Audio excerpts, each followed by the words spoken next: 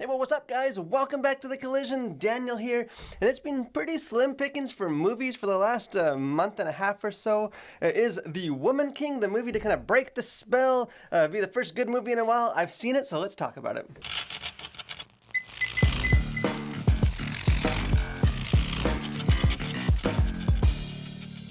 So let's get right into this thing. I think The Woman King, in a lot of ways, is kind of the answer to all the people, myself included, that has just sort of grown weary of sort of this endless parade of kind of franchise films and sequels and superhero films and kind of all the people that sort of bemoan, Hollywood just doesn't make original films like they used to anymore.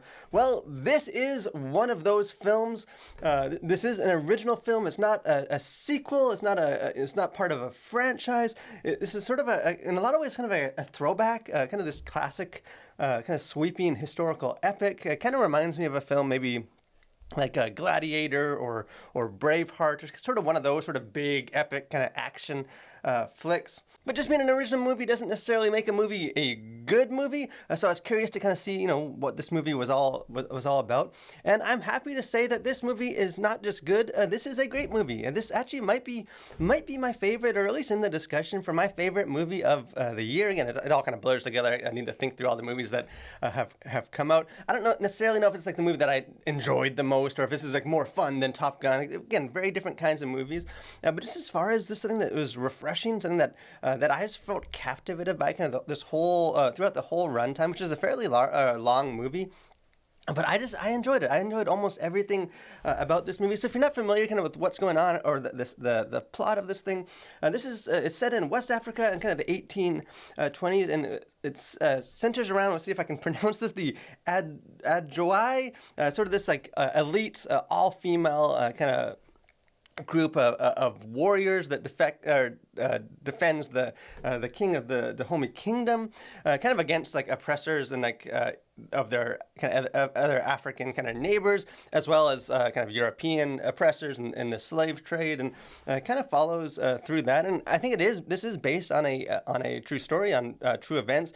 As I've kind of done some research, I think they use that somewhat loosely. I think there's a lot of liberties taken with the historical stuff, and kind of it is, I think, kind of viewing this through the lens, like a kind of a modern lens, and it does depict kind of the tribe and stuff a little bit more kind of like progressive and modern than I think the historical record would say. But hey, this is not a history lesson. This is a sweeping epic that's supposed to kind of entertain and captivate you and just tell a good story. And in that way, this movie absolutely succeeds. And kind of, I would say, kind of at its foundation, this movie soars on the back of just great acting. The acting in this movie is just superb all across the board. Just a kind of a powerhouse collection of just talented, mostly female actresses. Kind of the star, the front and center in this, Viola Davis, who obviously she has an Oscar, and she didn't find that thing like on the side of the road one day. She can act, and she shows once again that she can act. I was kind of skeptical, sort of, I know she can act, but like in this sort of role is like sort of more action and hardened and kind of a little more physical, I think, role than we've seen her in like in other stuff. I wasn't sure. She seemed like kind of an odd an odd choice for that, but she definitely delivers in it. She pulls off the action, but even more than that, she pulls off just sort of this depth and sort of this just adds a lot of weight to any of her scenes, and she definitely. Definitely carries a lot of this film. Kind of join her, another standout, probably the standout to me. Again, let's see if I can pronounce this right. Tushu Medehu, who is, at least to me, is this a total revelation in this. I think this is her first theatrical movie role.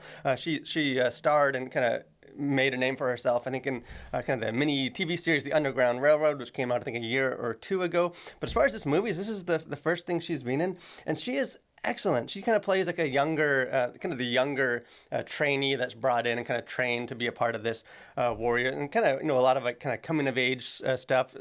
Sort of a co-star in this, but she is fantastic in this, and they're joined by other actresses that maybe aren't like necessarily like A-list, at least not yet, but people that you recognize from other things. Latasha Lynch, who was in like the most recent 007 James Bond movie. She's fantastic. I think she probably will end up being the most popular character in this. And Sheila Atimi, who again I recognize from things, although I couldn't remember exactly what. And those two characters kind of round this out. Very different characters, but I think they work well together to kind of just show different, just sort of different ways of these sort of strong female characters. One more charismatic and loud, and the other one more kind of quiet. So as far as his acting, again, there's so many sort of strong kind of female actresses in this that you almost forget. I didn't even realize until he showed up. John Boyega's in this from Star Wars and obviously from other stuff, and he does a good job.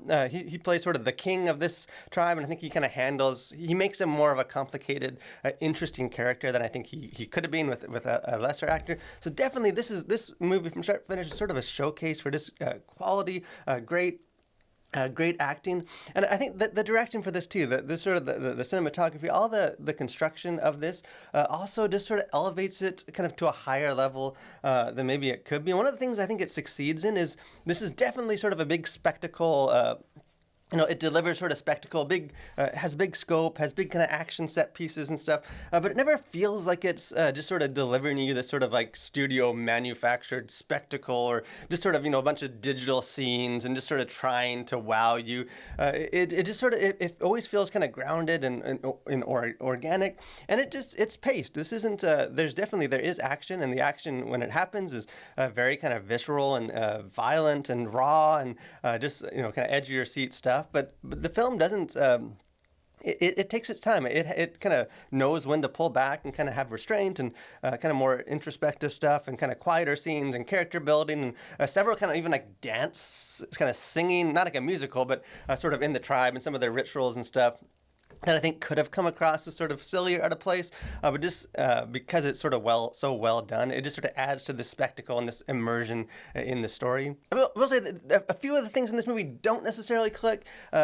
Probably the main one. There's a kind of a romantic subplot that is just really doesn't have any place in this film. It almost seemed to me like either they just included it because like the studio mandated, hey, we need romance. People need romance in these stories, and so they included the bare minimum of it. Although I've seen even in some like the trailers for this, it seems like it played more of a central role, or was intended to, and then I don't know, this sort of test screenings and stuff, maybe it got diminished, but it goes nowhere, and it sort of features this sort of real hunky male actor that's like shirtless half the time, and it feels out of place, and even you can tell there's probably some uneasiness with sort of he's sort of one of the foreigners, and it just seemed like the film would have been better off without it. And I would say too that although the heroes in this are very well developed, very nuanced, and just sort of believable characters. Can't say the same about the villains. There's two main villains in this. One is sort of a white, a European part of the slave trade, and essentially his character is this bad white slaver. I don't need him necessarily to be like a sympathetic character, but there's just nothing to him. He has no character traits or anything that kind of, no motivations beyond just sort of he's the white slaver. And then there's also sort of like the African, the general of sort of the oppressive kind of empire that they're resisting. And again, he just doesn't he's given no characterization. He's really just sort of it's all physicality. He's just sort of a big, physically imposing kind of mean guy, but you don't really get any sense of like, what he's dealing with or his motivations. And so again, I don't think that in that way it maybe would have been more interesting, but I think probably more the focus rightly is on sort of the heroes and developing them. As far as content to consider, kind of things going on in the surface of this, profanity, I'd say little to no profanity. Honestly, I can't remember. I don't think I heard any profanity. There might have been a few little things, but nothing major. Violence, this is a violent movie. It's PG-13, and I think it kind of gets right to the line as far as it possibly can before it crosses over into an R. Maybe it could have been rated R. Essentially like the violent, or the combat scenes are violent. People get slashed and hacked and stabbed, and throats get slit, and at one point they kind of roll out a bunch of severed heads to their enemies, and so it is a violent film, but at least to me, it's never like glorifying necessarily the violence. The violence is always kind of used in service to this, like, hey, this is a very bloody, violent situation, a culture, kind of a time period. So it's suitably violent rather than just like a bunch of needless gore and that kind of stuff. Sexuality, a couple of things going on as far as like sexuality. Although I don't think anything like gratuitous necessarily. A character talks about being raped, and you kind of see a flashback or like kind of a real blurry kind of scene to that, like a memory to that, which only shows like the character's head, so you don't see like skin of the characters. And again, it's not like sexualized; it's very violent and a horrible kind of scene. Another woman is sort of on the slave auction, and sort of this white, the villain is sort of inspecting them, and he kind of fondles her breasts and looks at her. So again, most of the kind of the sexuality in this isn't like sexualized or gratuitous. It's treated more, I think, appropriately serious. There's, like I said, our hunky kind of romantic guy. He's shown he kind of gets caught after bathing naked, and shows him naked, although he's covering his crotch with his hands. It kind of lingers on him. And then he's shown kind of shirtless and stuff throughout. And at one point, him and another character sort of in towels, presumably after having sex. And I will say, this is a film set in West Africa, and like religion plays a pretty prominent role. They talk about like the gods and kind of the male god and female god and sun god, and they kind of do rituals and pour water on the little shrines and stuff. And so it is consistent to that culture and to that kind of historical, but just be aware of that going into. As far as themes, kind of things going on like beneath the surface of this movie, although like I said, it has been, I think, kind of filtered through a bit of a modern lens, which has kind of simplified it a little bit and made it a little more kind of like the homie people a little more kind of noble and not resisting the slave trade and some of that stuff, which I don't think is super historically accurate. So although that's maybe been a little bit simplified, I think the way it actually explores some of the themes is quite nuanced and is sort of left open a little bit to interpretation, and definitely not super preachy or on the nose. And there's definitely a lot going on with like how they explore this theme, and I think I'm still kind of processing a little bit of it and kind of figuring out exactly kind of what this film is saying, kind of the thoughts that it's inspiring. But I'd say kind of like the overarching theme for this is kind of summed up. John Boyega, his sort of king character near the end of the film, is giving a speech and kind of declares, that they kind of need to resist oppression. Because it's like the first step to kind of fighting against oppression and bondage and enslavement is realizing that we don't belong in chains.